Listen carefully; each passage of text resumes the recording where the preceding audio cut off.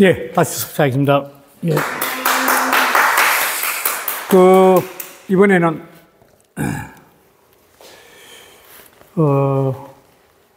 이 공심, 사심, 공심과 도심에 대한 문제인데, 이 사람이 공심이면 공적인 마음이니까 공무원들이 공심을 갖고 있는 거죠. 그럼 전체를 보는 거예요, 전체. 전체의 사람들 바라보는 공심이고, 도심은 진리를 보는 마음이고. 근데, 공심을 약비 띄우고 사심이면 하사 띄우고 불변이요. 도심을 약동 띄우고 정념이면 성불 띄우고 다시니라 했는데, 공심을 공적 일을 할 때 마음 가지는 거예요. 공적 일을 할 때 가지는 마음.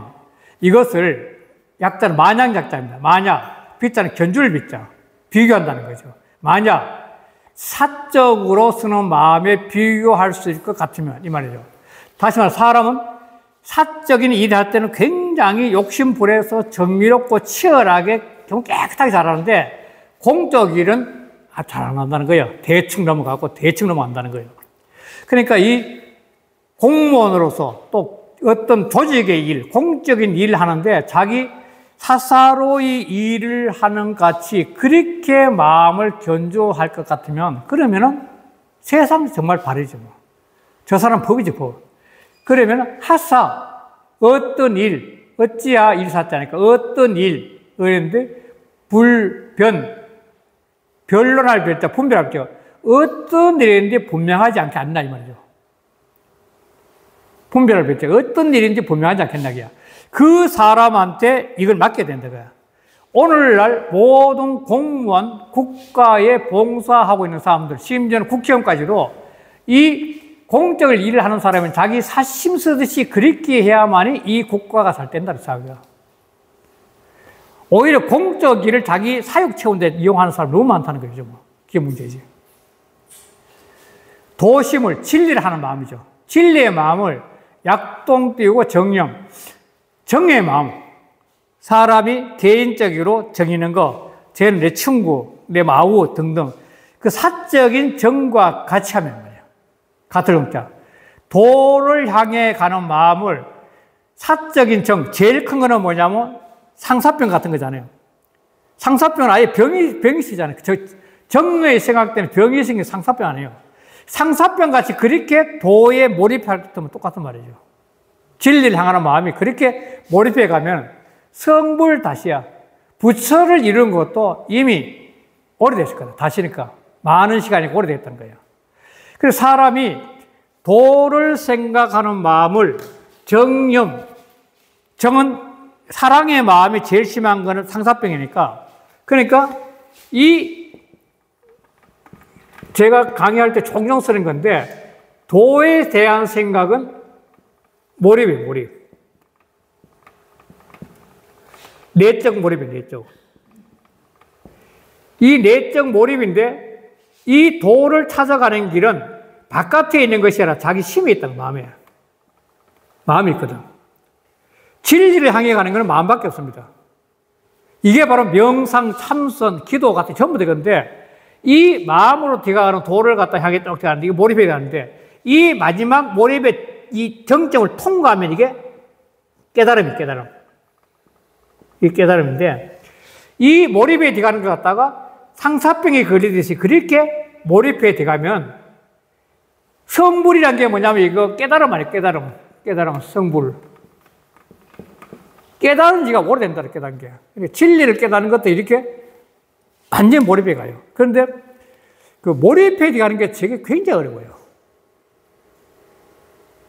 몰입해 한번 들어가면은 사람이 여름 더위가 좀 갔었죠. 더울 때 막 땀 흘리다가 시원한 물에 샤워하고 난다 몸이 가뿐하거든요. 그렇듯이 사람이 한번 자기 속에 마음이 쫙 몰입돼 가지고 들어가면은 부질없는 일들이 전부 다 샤워해 가지고 다 떨어져가요.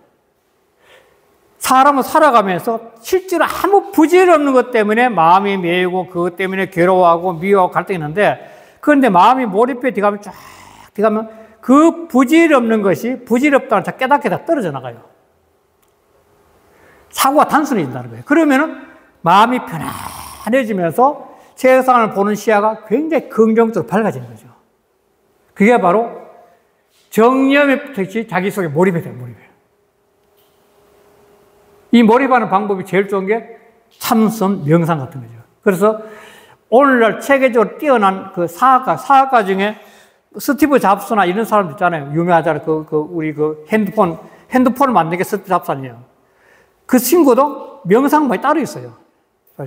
그래, 그 방에는 아무런 없고 하얀 벽이 있는 방인데 그 방이죠.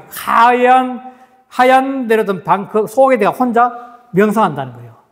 그 명상에서 끄집어내는 게 오늘날 아이폰의 그 핸드폰을 갖다가 만들어낸 거예요, 창에. 그 명상이 나온 거예요. 그래서 세계적인 석학 중에 오늘 또 책이 나왔던데 가장 젊은 나이에 특이한 학자 중에 하나가 유발 하라리 같은 사람. 그 사람도 매일 아침이나 명상한다. 딱 1시간씩. 그러니까 사고가 단순해지니까 그 유발 하라리 자기 이야기 하면은 그 굉장히 두꺼운 책이거든요. 그 사피엔스나 호모 데우스라가 두꺼운 책. 이 두꺼운 책을 낼 때 명상을 통해 가지고 계속 전체의 구도를 다 잡아 가지고 난 다음에 글을 쓴다는 거예요. 그 명상을 다 정리한다, 전부 다. 그래서 자기가 그 글을 쓸 수 있다고 고백했더라고요. 그러니까 그게 바로 도심을 약동 정념은 자기 속의 생각에 빠져들어가는 거예요. 바로 사랑에 대한 생각, 자식에 대한 생각, 내 친구에 대한 생각, 빠져들어가는 게 정념. 그렇게 자기 속에 몰입에 들어갈 것 때문에 성불이라도 이미 오래되는 거예요. 다시니까. 이게 굉장히 재미있는 이야기입니다. 그런데 사람은 거의가 다 이 머리가 가만히 놔두면은 봤으면 3분 단위로 거의 바뀌어요. 길어가야 3분이래. 3분 단위로 계속 바뀐다는 생각이에요. 생각해봐요. 머리의 생각이 굉장히 오래 할 것 같죠? 가만히 놔두면. 명상을 안 한 상태에서, 명상해도 계속 복잡한데, 명상을 안 한 상태에 가만히 앉아있으면, 기껏해야 3분 단위로 생각이 바뀌는데, 그 생각 중에 70% 이상이 뭐냐면, 과거이기 때문에, 과거 때문에 문제 생긴다는 거예요, 전부 다. 3분 단위로 바뀌는 생각이 내가 미래에 뭐 해야지, 뭐 해야 할 거나, 그거는 30% 어렵다는 거예요. 전부 다, 과거에 뭐 했는데, 그것 때문에 발목에 잡혀가지고 잡생각도에 빠져가지고 헤매는 게 거의 인생사라는 거예요. 그건 이거 과학적 증명이 된 거니까. 그거는 심리학자들이 정말 학생들, 대학생 연구실에 딱 모아놓고 이 리모컨 같이 주고 난 다음에 그냥 자기가 잡생각이 날 때만 눌러라는 거예요, 막. 그러고 미래, 과거 딱 해놓고 과거 생각해부터 과거, 미래 체크하라는 거예요. 그러면 70% 넘게가 전부 다 과거 생각 때문에 사람이 잡념에 빠진다는 거예요. 그게 얼마만큼 허망된 자 인생이라는 게. 하여간 그 다음에 이 영계 선생은 뒤에 넘어가서 할게요. 영계 선생은 안 올렸구나. 이 영계 선생은 내가 안 전에 주령계라는 분인데 주령계라는 분인데 저도 굉장히 존경하는 분입니다. 학자로서는 참 저는 존경합니다. 이분은 큰 벼슬도 안 하고 시골에 처박혀 있는데 공부만 했는데 주자를 비롯해 가지고 이전과 후대 학자들이 굉장히 높게 평가하는 분입니다. 이분은 정말 뛰어난 분입니다. 이 가장 유명한 태극도설인데 이 태극도설이라면 짧아요. 태극도설 짧은데 이 태극도설이 음양론에서는 아주 탁월한 글입니다. 퇴계 선생의 그 성악 10도에도 나올 정도 탁월한데 이 사람의 글을 읽어보면 이분의 글은 거의가 다 깊은 명상의 경지에서 뿜어져 나오는 보석 같은 말이에요. 그러니까 영계란 시골에 조그마한 겨울가에 집 하나 지어놓고 살면서 거기서 학문적인 깊이 연구를 해가지고 그거를 갖다가 글로 써가지고 글이 많지 않아요. 많지 않은데 보배 같은 글들이에요. 정말 뛰어난 학자예요. 그 주자 같은 분은 그 주의 선생 같은 분은 엄청나게 존경하는 분이거든. 이 태극도설은 시간 되면 한번 읽어볼 만한 책, 정말 좋은 책입니다. 좀 해석된 것도 많지만도 음양오행사. 그러니까 이 태국도의 핵심이 뭐냐면 우주는 하나에서 나와가지고 이렇게 마지막 가서 이 음양으로 나와 하나에서 음양이 됐다가 이 음양이 서로 합해가지고 오행이 됐다가 이 오행에서 결국은 만물이 나온다. 이런 논리표인데 이렇게 하나인 우주 어떤 하나인 일기인데 이 돌아가게 되고 태극 이걸 이 하나를 태극이라 하죠. 태극이라 하고 돌아가는데 이 세상은 하나에서 나와가 음양이 된다. 이 하나가 존재하기 위해서는 뭐냐면 음과 양이 있어야 된다는 거예요. 음의 기운과 양의 기운 작동해야만 하나가 그대로 존재할 수 있는 거죠. 뭔가 하나는 자기 혼자는 존재하지 못하고 이 두 개의 기운이 밤과 낮이 있어야만 하루가 존재하듯이 거기서 이 절대 진리는 어떤 하나라는 것은 음과 양인데 음과 양이 만나가지고 거기서 동서남북 오행이 생기고 동서남북 중앙이 생기고 거기서 만물이 생겼다는 건데 요 글을 쓴 건데 아주 글이 명쾌하게 잘 된 글입니다. 아주 짧지만도 글이 짧기 때문에 읽어봐도 금방 할 수 있는 인터넷가 많이 있어요. 그분인데 이분이 굉장히 도가적도 깊이 들어가는데 이 사람이 쓴 글 중에 제가 이걸 끌고 왔는데 이 인터넷 치면 나와요. 에렌설이라고. 이 글이 엄청 좋습니다. 에렌은 연꽃을 사랑하는 글이란 거예요. 연꽃을 사랑하는 글이란데 이 글이 우리나라에서는 퇴계 선생이 이 예련설 읽고 난 다음 너무나 좋아가지고 안동 도산서원에 가면 옛날 도산서원이 조그만해요. 그 도산서원 보선지 아니만도 이 도산서원 정문에 옆을 대가지고 여기 보면 초가상칸 조그마한 집 안에 있어요. 이게 조그만 데 가면. 그런데 요 가운데서 네모로 이래 가지고 연못이 한 조그마한 연못이. 요 연못이 뭐냐면 연꽃을 심었대요. 연을 심었대요. 연지인데. 이 연지를 만든 이유는 바로 이 에렌설 너무 좋으니까 당신도 저 품성을 이어받기 위해서 저걸 갖다 만든 거죠. 퇴계 선생이. 도산서원에서. 해석한 거 볼게요. 물과 땅에서 수류, 초목지화, 초목과 꽃과 초목지화, 초목의 꽃 중에서, 잘못된 초목의 꽃 중에서 사랑한다는 것이 매우 많아. 초목 중에는 사랑하는 것이 엄청 많다는 거죠. 진나라의 도연명은 유독 국화를 사랑했고, 이 진나라 도연명은 중국 시인 중에 제가 제일 존경하는, 이분도 역시 시인으로서, 저 개인적으로는 한시에 가장 존경하는 만큼은 이게 도연명을 저는 꼽을 수 있는데, 왜 그러냐면은, 이 도연명이라는 사람은 이 진나라인데, 진나라에서 송나라로 나라가 바뀌어요. 바뀌는 가운데 한 7명인가의 왕이 바뀌어요. 굉장한 혼란기 때문이다. 그러니까 이 진나라에서 송나라로 바뀔 때 이 혼란하다 보니까 백성들이 고통이 말도 못하죠. 전쟁은 전부 권력자들이 자기 욕심을 위해서 하는 거니까 권력자들이 자기 욕심을 위해서 전쟁하다 보니까 백성들은 너무너무나 비참하게 사는 거죠. 이런 시대 때 이 도연명이라는 사람이 태어난 건데 이 도연명은 그 혼란한 시기에서 유명한 게 기거래사라는 그 유명한 게 있는데 하도 집안에 주변에 있는 사람들이 너무 가난하게 사니까 이래 살면 안 된다. 이 사람은 훌륭한 사람이. 그래가지고 현령을 시켜줘요. 현령을. 그럼 거기서 월급 나오면 그거 먹고 살아갖고. 그런데 83일 만에 그 작품에는 83일 만에 뛰쳐나와요. 이 더러운 걸 보고 못 산다고. 그러니까 쓴 게 유명한 기거래사라는 시예요. 귀거래사, 유명한 시인데. 그런데 이 사람이 시가 왜 좋으냐면, 그 당시에 이제 이렇게 땅이 있다면, 이 땅이 있다면, 이 세상을 이 진나라 이 혼란기는 막 혼란해가지고, 끊임없이 비바람이 치고 있는 거예요. 우와 풍이. 비바람이 막 치는 정도 혼란해. 그런데 도연명이 씹으면 도연명은 이 위에 앉아가 시를 치는 것처럼 맑아요. 이거는 도연명이라는 사람이 이 세상에 혼란한 세상에 살아가고 있는 모든 사람들은 자기는 이걸 극복해야 여기 위에서 이 세상을 내려보면서 쓰는 시 같아가 시가 아주 맑아요. 맑고 자유로워요.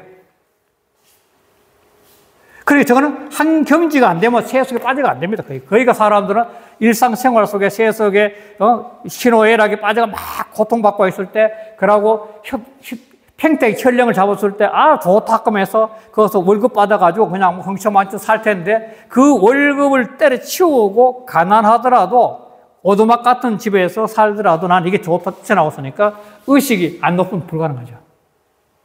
의식이 높은 사람이.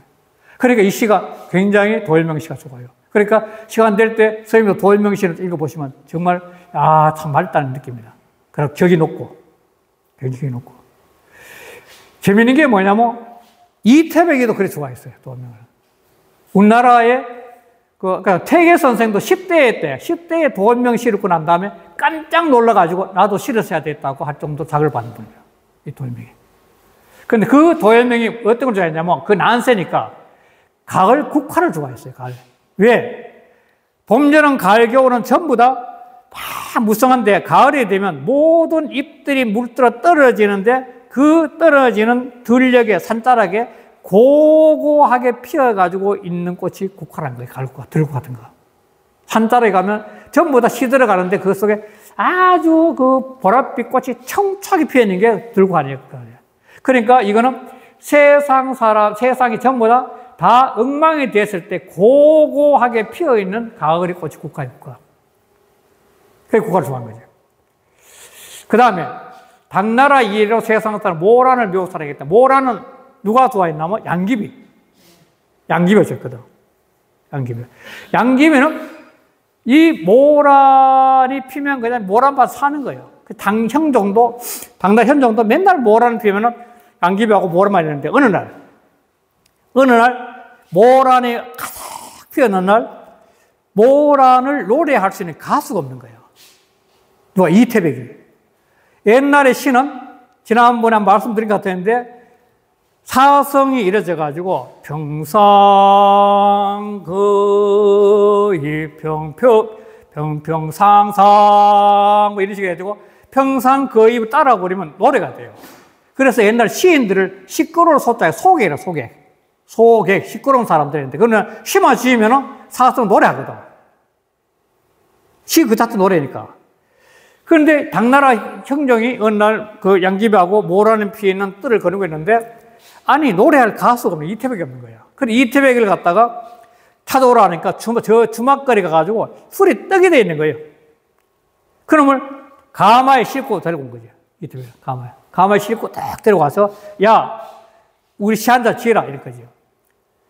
그럴 때 이태백이가 이 고력사라고 그 당시 유명한 간신배가 있는데, 아주 간신배인데, 영화는 제가 안 봤지만, 고력사는 간신배하고, 그 다음에 또 양귀비의 그 사촌 오빠 있어요. 양국충이가 있는데, 양국충한테 신발 벗기라 그러고, 그 다음에 먹가르라 이렇게 하고 시키고, 나는 지금 술이 취해 못해서 내 글 받아서라 해가지고, 그래서 쓴 시가 청평사라는 시인데, 청평사. 그 시가 천하의 명문이에요.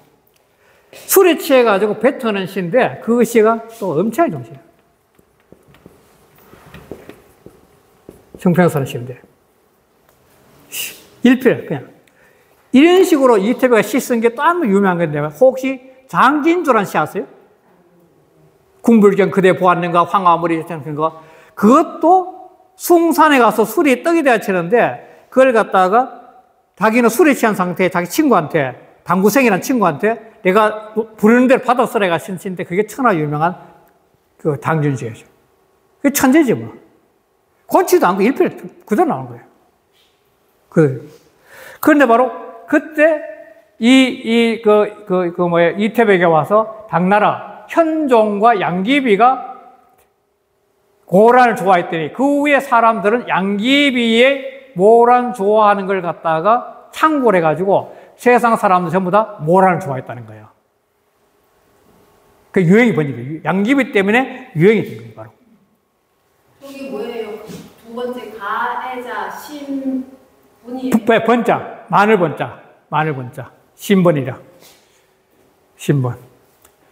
도연명, 지인 도연면 독 애국하고 자 띄우고 이당내 띄우고 세인 띄우고 심에 띄우고 목다이 이렇게 되거든요. 자, 그리고 더 이어져요. 그런데 나는 홀로 연을 사랑하노니 연꽃은 진흙의 더러움에도 물들지 않고 나는 홀로 연을 사랑하니까 이거는 진흙 속에서 나온데도 물들지 않고, 맑은 물에 씻기면서 요염하지 않고, 그러니까 탁청연이 불자를 한대. 이게 어떤 거냐면, 연꽃은 탁한 진흙 속에 자라거든, 진흙 속에. 그러니까, 진흙 속에 자라는데도 그 세상이 진흙같이 더러운데도 고고하게 진흙에 물들지 않는다는 겁니다, 연꽃은. 이 진흙 같은 세상에 살면서도 그걸 벗어나서 물들지 않는다는 거예요. 굉장한 거죠. 그리고 맑은 물에 식혀요. 그 위에, 진흙 위에는 물이 맑거든. 진흙이, 그 위에 맑은 물이 끊임없이 계속 씻겨. 그런데도 전혀 요염하지 않을 꽃이. 아주 요염하지 않고 의젓하지 크게. 또 속은 비었고 밖은 거리며, 이 연꽃은 올라오는 데 가면 속은 비어 있거든요. 밖은 거다. 그러니까 속은 비어 있다는 것은 뭐냐? 욕심이 없다는 겁니다. 연꽃은 욕심이 없으면서도 자세는 꼿꼿해. 바르다는 거예요. 중심이 딱 잡히는 거죠. 그리고 넝쿨은 뻗지 않고 가지도 치지 않으며, 이것도 재미있는 말인데, 이 연꽃은 이 딱 올라오면서 이 가지들이 없어, 가지가. 이 가지가 없어. 그냥 곧바로 쫙 올라오는 거예요. 아주 곧은 거예요. 딱 지도 가지고 곧은 거예요.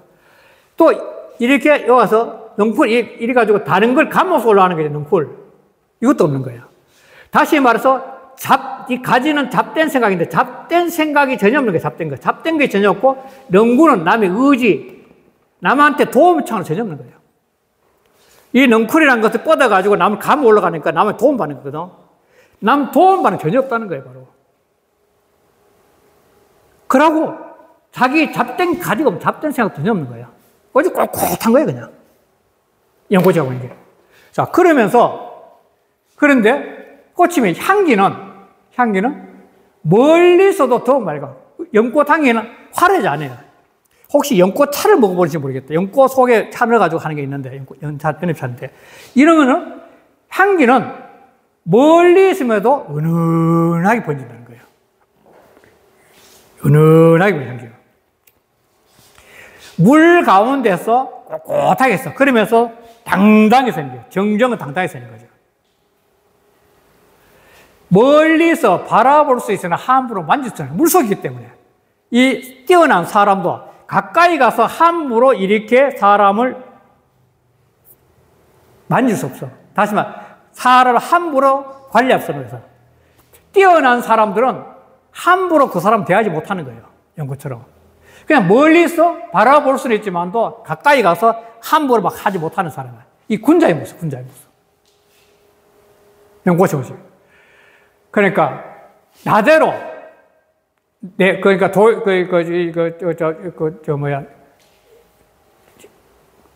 연계 선생 말은 나대로 내 마음대로 말해보라고 하면은, 국화는 꽃 중에 은일자예요. 은둔자. 왜 그러냐면 도연병이 은둔했거든, 마지막에. 귀걸이 쓰면서 저 산속에 은둔했거든. 조그마한 오두막집에 살면서 글이나 쓰고 살았거든. 은둔했고. 그 다음 모라는 꽃 중에 북이야. 모라는 부하고 귀한 사람들은 모라는 좋아해요. 북이자야. 그리고 연꽃은 꽃 중에 군자를 할 수 있다는 거예요. 연꽃도 꽃이 군자야. 당당하다는 거예요. 그래서 국화를 사랑하는 이는 도연명 이후 드물고, 연꽃을 사랑하는 이는 나와 같으니 과연 몇 사람일까? 없다는 게 별로. 고고하게 사는 사람 없다는 게 별로. 끊임없이 새 속에 아부하고 재 속에 도움을 청하고 사는 것이 있다는 거야. 반면 모란을 사랑하는 이는 마땅히 많을 것이다. 이거 부귀를 탐하는 자는 세상에 엄청 많다는 거예요. 그러니까 이런 생각을 갖고 있기 때문에 주렁개는 뭘 했나? 새 속을 벗어나서 연계란 겨울인데, 연계란 겨울가에 집을 짓고 살면서 책을 읽고 글 읽으면서 살았는데, 돌아가시고 난 다음에 이분을 존경하는 사람들이 엄청 많은 거죠. 그 고고한 삶에서 나오는 깊이 있는 글들이 이 세상에 오늘날까지도 회자되고 있고 그런 거죠. 그 사람이 말을 하셨는데 이 주제가 뭐냐면 정말 재밌는 겁니다. 이 주제가 다부터 할게요. 여기서는 대교 약절이란 말이 45장에 나오는 말인데 교자는 되게 교묘하다, 뛰어난다, 크게 뛰어나다, 훌륭한 것은 같을 약자, 조랄 졸자. 졸자는 아주 치졸하다, 어리석다, 바보스럽다 그 말이거든요. 되게 뛰어난 것은 꼭 치졸해 못치고 바보 같다는 거예요. 그래서 이 단어가 좋아가지고 후인들 중에 집 당호를 갖다가 이렇게 지은 사람이 많습니다. 수졸제로.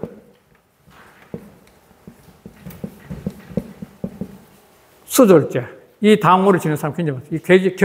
그래서 이 수졸제라는 당호를 격이 높은 그런데 다시 말해서 나는 내 바보처럼 지키고 살겠다 그 말 하거든.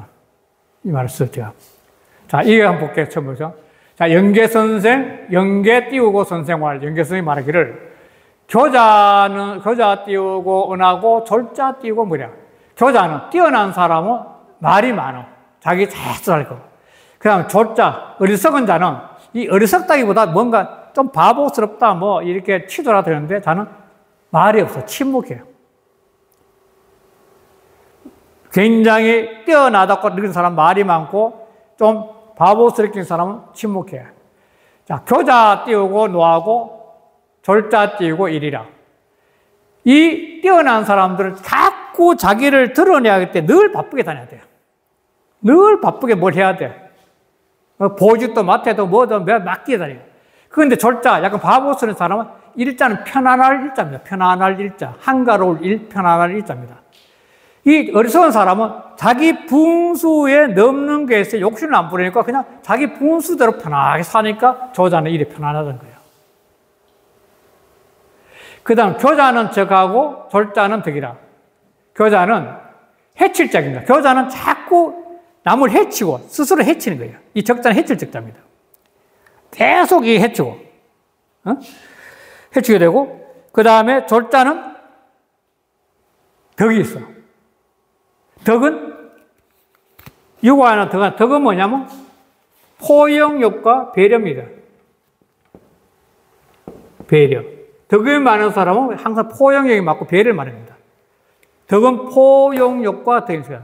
참 덕인이다 그러면 참 남한테 넉넉하고 포용하고 남 참 배려 잘하구나 이러죠. 그런데 교자는 자기 똑똑하니까 계속 남을 해치려는 거야. 내가 해고 잘났고 자기 잘나는 걸 내세우기 위해서는 내가 잘났으니까 뭐 그건 남의 거잖아. 그런데 졸자는 어리석다는 사람은 아까 남한 좋은 자식 자꾸 남 이해해 주려고 남 끌어안아주고 남 배려하면서 이렇게 끌어안주는 거예요. 그래서 졸자 띄우고 흉하고 교자 띄우고 흉하고 졸자 띄우고 그래. 그 졸자는 자꾸 흉으로 가는 거예요. 자꾸 내려가는 거죠. 자기 잘난 것 때문에 남을 해코지 하고 자기 잘난 것 때문에 자꾸 말이 많고 이렇게 하다 보니까 자꾸 내리막길 가고 졸자는 자꾸 길에 자꾸 좋은 일이 자꾸 생긴 거죠. 가면 갈수록 자꾸 좋은 일이 길한 거예요. 그래서 오호는 탄식을 아하 감탄은 감탄을 호자니까 오호라 현대말 그건 감탄해 천하 띄우고 졸이면 천하가 사람들이 좀 어리석은 듯이 흘러가면 천하가 좀 이렇게 사람들이 자기 이익 차림보다 전체 좀 어리석한 데 살아가면 형정이 차려요. 형벌과 형벌의 정치 악독한 정치가 철자는 거둘 철자입니다. 형벌의 정치가 전부 거두어져 없어진다는 거죠. 거둘 철자. 그래서 상한 띄우고 하시니라. 위에 있는 지도자들도 편하고 아래에 있는 백성들도 아주 순조로워 모든 게 수원해져. 그래서 풍청 띄우고 폐절이라. 풍속은 맑아져. 세상 사람은 풍속은 맑아져. 서로가 도와가면서 하니까 풍속은 맑아지고 그 다음에 세상의 폐단, 나쁜 폐단도 전부 끊어져. 나쁜 폐단 끊어지는 거죠. 그리고 이게 뭐 때문이냐. 사람은 약간 바보스러운 듯이 사는 것이야말로 훌륭하다는 거예요. 그래서 이 한문제 우자인데 이 우자도 어리석은 우자인데 이 통할 수 있는 건데 서로 이 우자도 장자한테 항상 이름 우자를 붙이죠. 노태우 그럴 때 우자도. 그 이유는 뭐냐면 마지는 좀 바보스럽게 해가지고 동생들 다 보살펴 주라는 거예요. 이렇게. 이 무자는 무골호인이라고 얘기하죠. 무골호인. 이거 무골호인인데.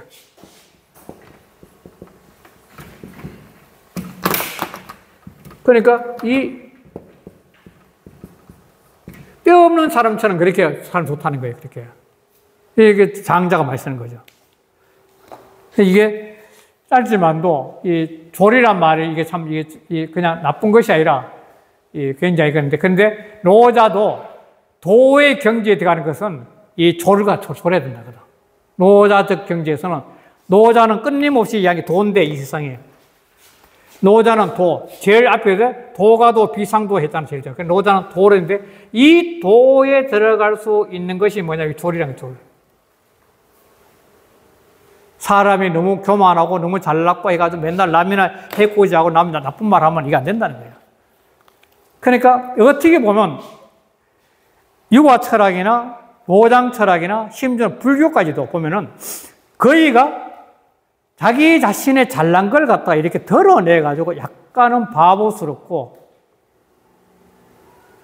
약간은 자기를 낮추고 그러면은 자연지 유과의 인이 나오고 노장에서 말하는 도가 나오고 불교에서 자비가 절 나온다는 거예요. 그게 안 나오는 이유는 자기 잘났다는 거 교만 때문에 자꾸 안 된다는 거예요. 그래서 유과나 불가나 도가나 전부 다 그걸 경계하면서 그래서 노자 장자 전부 다 그런 거예요. 바탕 그러니까 그렇죠. 이게 바로 준영계 선생도 바로 이게 노자의 대의 약조를 갖다 한 게 이게 그런 거죠. 예. 조랑 같을 때는 크게 뛰어난 거, 크게 훌륭한 것은 바보 같다. 이 말인데요. 그러니까 약간 어리석어야만이 어머니가 왜 집안의 기둥이냐면 어머니는 모든 가족한테는 거의 바보 입장 다 끌어안는 거거든. 모든 게. 그러니까 집안의 기둥이죠. 집안의 기둥은 어머니. 집안의 기둥이 어머니라는 게 지역의 괴상중에 나오는데, 지역에 그 가인괴라는 괴가 있어요, 가인괴. 가인괴인데, 이 가인괴라는 괴가 보면, 이 가인의 제일 중요한 게 뭐냐면, 부덕이 여인, 어머니다. 부인, 어머니. 그러니까 어머니는, 가인괴는 뭐냐면, 모든 걸 끌어안고 포용하는 거죠. 그런 의미에서 대개작자 통할 수 있는 거죠.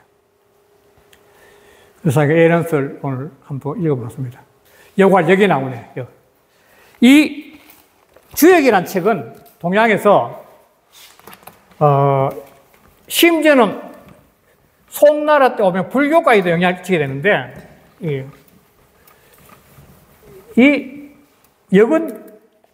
주역의 역은 뭐냐면 이게 여기인데 역은 아까 주령계에 있듯이 역은 뭔지 몰라 하나야. 이 우주 하나인데, 이게 태극이라고, 태극이야. 이 세상 하나야. 이게 빅뱅이라고 해요, 빅뱅. 큰 폭발. 빅뱅에서 하나가 시작되는데, 여기에서 딱 나오면 뭐냐면 이게, 아까 음과양 말이죠, 음과양. 음과양인데, 요즘 말하면 이게 음은 밤이고, 양은 낮인데, 음은 이렇게 그려요, 이렇게. 양은 이렇게 그려요. 요 두 개의 그림이 지역 전체를 지배하는 겁니다. 요거는 뭐냐면, 가운데 비었잖아요, 이렇게. 여자를 상이랑 똑같이요. 요 수렴. 이 구심력잖아, 구심력. 요거는 뭐, 뻗어나가거든요. 확산. 원심력이죠, 원심력. 그러니까 이 확산하는 기운은 이게 이제 여자고 어떻게 보면 남자인데 이 확산하는 기운은 여자 속으로 확산이 들어가면 새로운 생명체가 태어나요. 그렇잖아요. 수렴에 들어가서 생명체가 태어나는 거죠. 양의 기운이 확산돼서 음속에 들어가면 새로운 생명체가 되는 거죠. 요 이치, 가장 근본적인 거, 확산의 이치는 끊임없이 뻗어나고 수렴의 이치는 같이 그도 수렴에 들어가는 거죠. 그래서 수렴하는 이치는 확산된 이치를 자기 속에 수렴하면은 그 속에 새로운 생명체가 태어난다는 거예요, 생명체가 태어납니다, 바로. 그래서 이 주역은 이 기원 가지고 그 엄청난 애인데, 이 원리는 노장 철학도 여기에 바탕이 되어 있고, 육아 철학도 여기에 바탕이 되어 있습니다. 그만큼 여기랑 중요한 책입니다. 그러니까 이 역을 배우면 어떻게 되냐면, 사람이 이 복잡한 세상을 살아가는데 자기 사고를 단순화시킬 수 있는 논리가 생길 겁니다. 제가 좀 주역하면 굉장히 많이 배우고 있는데, 그래 세상은 엄청 복잡해요. 과거나 지금 복잡한 이 세상을 갖다가 마치 수학의 공식을 통해서 어떤 수학 문제를 푸듯이 이 복잡한 세상을 단순화시켜서 자기 삶을 정리할 수 있는 해안을 얻을 수 있는 공부가 바로 주역이라는 겁니다. 세상은 어차피 복잡하거든요. 그런데 그 복잡한 세상을 복잡하게 바라보면 볼수록 내가 고민스럽고 내가 힘들고 내가 막 헤매. 그런데 그걸 위에서 딱 바라보듯이 단순화시켜서 보는 거죠. 아, 이거는 뭐다, 단순. 그 단순화시켜서 바라보는 시야가 강하면 강할수록 자기 의식이 높아서 세상 자체를 바라볼 때 여유로워진다는 겁니다. 그게 바로 주역 공부의 가장 핵심이죠. 거기서 나오는 역이 바로 이거죠. 그래서 역은 흐름인데, 이 역은 또 두 번째는 뭐냐, 역은 끊임없이 흐른다는 겁니다. 변화. 역은 이 변화하지 않는 세상은 존재하지 않는다는 거예요. 잠시도 머물러 있지 않는 게 이 세상이 바로 역이라는 거예요. 역은 변화예요, 변화. 이 변화의 원리가 어떻게 됐냐? 이 변화가 어떻게 변하느냐? 그게 문제죠. 그게 유명한 궁즉변이요, 변즉통이요, 통즉구라. 아주 좋은데. 이게 뭐냐면, 이 변화는 흘러가다 보면 이게 궁인데, 어떤 결정적인 순간 되게 궁식할 때는 어려울 때예요. 어려울 때가 있으면은 사람이 머리를 쓰는 거죠. 왜 어려울까? 이게 왜 어려울까? 그 어려움에 대한 고민을 통해서 새로운 지혜가 열리는 것이 변화예요, 변화. 어떤 역경이 처하면 그 역경을 갖다 극복하기 위해서, 아, 이거 왜 이럴까? 이거 왜 이런 거야? 내적으로 고민을 하게 되는데 그 고민을 통해서 새로운 시야가 생기는데 그 새로운 시야가 변화예요, 변화. 변화가 생기면 뭐냐면 그 변화를 통해서 그 어려움이 풀려가 통하게 된다는 거예요. 새로운 길이 흘린 거예요. 새로운 길. 통한다는 건 새로운 길이 열리는 거죠. 아, 이 어려움이 극복되가 생각해 보니까 이렇게 방향을 틀면 되겠구나. 그게 통이야. 그게 바로 변즉통이에요. 변하면 통하게 돼요. 변하면 통해요. 그럼 통즉구라. 이 통하면 이제 한참 동안 그냥 쭉 흘러갈 수 있는 거죠. 그러니까 역주역의 변화인데 그 변화는 끊임없는 변화는 이런 궁즉변, 변즉통, 통즉구 또다시 궁즉변 이렇게 흘러가는 거예요. 이렇게 흘러가는 거죠. 이게 뭐냐? 파도. 지금 바로 파도 타가는 거예요. 파도. 계속 파도. 절대적으로 좋은 경우도 없고 절대 나쁜 것도 없어요. 계속 파도 하고 있는 거죠. 이게 세상사인 거죠. 이게 인생사의 모습이라는 거예요. 지원리는. 절대 좋은 경기도 절대 나쁜 게 없다고 하는 거예요. 그런 시야와 해안을 갖다 열어주는 공부이기 때문에 지역에 오늘날 또 많은 분들이 지역 공부를 하지 않나 그런 생각을 하는 거죠. 자, 그런 생각을 갖고 한번 보겠습니다. 역활, 지역에서 이르기를 덕미적 띄우고 위존하고 지소적 띄우고 모대면 무과자 띄우고 선이라. 이게 세상 이야기인데 덕이 미약해. 아까 덕이 미약하는 포용력이, 덕은 포용력, 사랑, 남에 대한 이해력, 배려 이런데 그런 덕은 아주 적어. 그런데 자리가 높아. 덕도 약한 사람이 자리가 높은 자리야. 요즘 말하는 국회의원이 되든지 뭐 등등 높은 자리에 있는 거죠. 이건 세상 망치는 거죠, 완전히. 이건 세상 망치는 거죠. 또 지소이 뛰게 못해. 지혜는 조그만해. 그런데 도망가는 커. 이것도 또 문제가 된 거죠. 사람의 지혜란 것은 이 땅에 사는데 지혜란 것은 의식이 높아져야만이 이 넓게 바라볼 지혜가 강해요. 그런데 지혜는 약한 놈이 이 바라보는 시야는 배운 게 있어요. 지식 때문에. 지식이 배운 게 이만큼 크게 바라보는 거예요. 그러면 요 바라보는 시야가 좋기 때문에 맨날 요 가운데서 찌집고 사는 거예요. 넓어야만이 전체를 보면서 조화를 하고 더불어 살 수 있는데, 지혜가 얕은 인간이 자기 지혜는 얕은 거 모르고 글자를 배워, 문자를 배워 아는 게 많다고 해서 여기서 큰 걸 더 많은데 큰 거라고 말은 하지만도 실제 행동 요거 아주 접사 같은 행동 한다는 거예요. 이게 바로 지소의 모델이에요, 모델.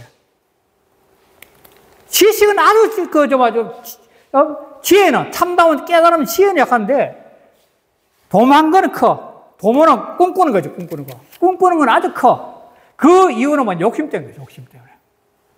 실제로 의식이 높아야만이 전체를 보고 도모를 해야만이 이 전체 사람들한테 균등하게 더 잘할 수 있고 함께 더불어 살 수 있는 게 있는데, 요 지혜가 좁은 이 사람이 벼슬이 올라가지고 도망이 크면은 아무리 말은 크게 하더라도 조그마한 닭이 범죄, 이걸 갖다가 뭐라 하냐면 유학에서는 동의불화라고 그래요. 동의불화. 들어보셨죠?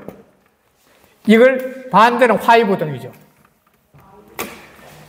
이 화이부동. 이 논의라는 건데, 이런 사람들은 뭐냐면 자기 편만 하는 거예요. 자기 편 말고 전체 조화는 몰라. 반면에 이런 큰 시야를 갖고 있는 사람은 전체의 조화를 하되 편가름하지 않는, 내피lep에 가름하지 않는다는 거예요. 이게 논의 아주 유명한 기적이다. 두 번하고. 그러니까 공자 당시에도 사람들이 전부 다 뭐냐면 동의불화를 하면서 세상이 더 혼란해 오니까 이렇게 살면 안 된다고 해서 논의에서는 화이부동을 해야 된다고 강조하는 거죠. 오늘날도 엄청 강하거든요. 지금 현재 세상 상황을 보세요. 우리나라하고 중동이고 뭐 소련 우크라이나고 미국 지금 선거도 봤잖아. 전부 다 뭐냐면 이게 동의불화가 강한 시대가 된 거죠. 왜 그럴까? 이거 왜 그럴까요? 물질 때문에. 물질이 강합니다. 정신세계보다 물질세계가 강하기 때문에 이런 현상이 있다는 거예요. 물질이 강해서. 그래서 이러면서도 지혜가 또 뭐 크면은 무화자, 화가 없는 자는 선자, 드물선자입니다. 결국은 화를 당한다는 거예요. 우리 조선 그릴 때 선자, 이 선자네요. 선자. 선자는 지난번에 말씀드린 것 같지만 이게 근본적으로 어떤 뜻이냐면은 이 고기 중에 양고기와 생선 아니에요, 고기야. 생선과 양 아니에요, 양. 생선과 양고기는 고문을 많이 하지만도 굉장히 맛있는 거예요. 맛이 아주 좋다고, 미가. 맛이 아주 뛰어난데, 미각이 뛰어난데, 이놈은 빨리 상해요. 빨리 상하기 때문에 오랫동안의 신선함을 유지하는 게 드물겠다, 드물선자예요.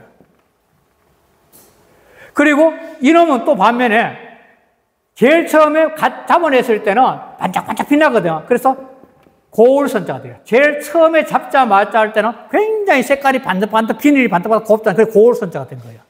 이 드물선자가 되고. 그 여기는 이제 드물선자인데, 이렇게 사람이 포용력, 배려심은 조만한 인간이 자리가 높아. 그러면 사욕 채운 거예요. 자기 사욕 채우는 거지 뭐. 그리고 지혜는 아주 작은 인간이 도망을 큰 거예요. 자, 도망을 큰 거 할 수밖에 없냐. 문자를 배우면 거든. 문자는 세상에 다 있으니까, 크게. 그런데 실제로 뭐냐면, 동의불화하는 거죠. 행동, 동의불화하는 거예요.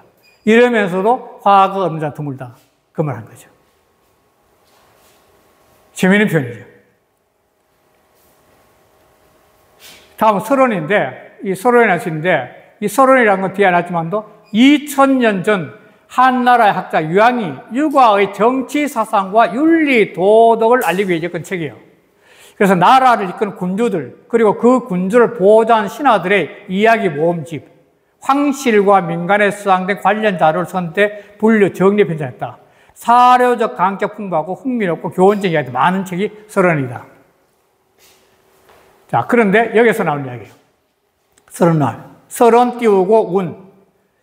관 띄우고 폐어 띄우고 환성하고 병 띄우고 가어 띄우고 소유하고 화 띄우고 생어 띄우고 해타고 효 띄우고 세어 띄우고 초자니 찰차 띄우고 사자여 신종 띄우고 여시라. 자, 서론에서 말하기를 벼슬이란 것, 관리란 것은, 벼슬이란 것은 태자는 계를 태자예요. 어자는 이게 항상 이게 뒤에 붙는 조사입니다. 전치사라고 합니다. 전치사. 또 뒤에 단어에 붙는 조사예요. 여기도 환성에 붙죠. 환성 뭐냐? 환자, 벼슬 한자예요. 벼슬을 이루게 되는데 게을러야 돼요. 관리들이란 것은 벼슬에 나아가게 되면 게을러져. 벼슬하기 전에는 국민을 위해서, 국가를 위해서, 영천 시민을 위해서 등등 하는데 벼슬을 딱 하게 되면 뭐냐면 막 게을러져. 게를 tes자. 권력의 속성이란 권력 속성. 두 번째, 병은 조금 나으려자. 조금 나는 데서 더 가야죠. 조금 나으니까 괜찮겠지 하고 소홀히 한다는. 그래서 더 나빠진다는 거예요. 병은 조금 나으려자. 조금 나는 데에서 더 가야죠. 나빠진다는 거예요. 그 다음에 화라는 것은, 사람이 이런 화라는 것은 계를 탔자. 게으름에서 생겨나. 모든 화는 게으름에서 생겨나는 거예요. 부지런한 사람은 화라는 거 생각할 수가 없죠. 그 다음에 이 말이 재밌습니다. 이게. 자, 효라는 것은, 사람이 효도라는 것은 쇠어차자. 쇠자는 쇠할 쇠자, 줄어들 쇠자거든. 줄어들 쇠자인데, 효가 줄어들 것은 처자에서 줄어든다. 처자가 생기면 자기 처와 자식들을 대해 신경 쓰다 보면 효도를 못 한다는 거예요. 그러니까 효는 처와 자식에게서 자꾸 줄어든다, 세진다, 부모한테 하는 거나. 자기 자식을 볼 수 살기 위해서. 그래서 찰차사자, 살필 찰자. 이 네 가지를 살펴서, 신종, 상갈 신자, 조심할 신자요. 끝종자, 끝을 조심하기를. 늘 끝까지 행동에 조심하기를, 관리나 병이나 화나 효 같은 걸 이걸 끝까지 조심하기를 여시 처음과 같이 처음에 먹었던 관리의 마음, 처음에 병을 고치려고 먹었던 마음, 화가 없이 살려고 했던 그 마음, 효도하려고 했던 그 삶을 갖다가 늘 자기가 끝까지 조심하기를 처음 먹은 그 마음과 같이 하면은 세상에 큰 탈이 없다는 이야기를 하고 있는 겁니다. 짧지만도 하여간 재미있는 이야기입니다. 이렇게 해서 오늘 끝내겠습니다. 네, 감사합니다. 네.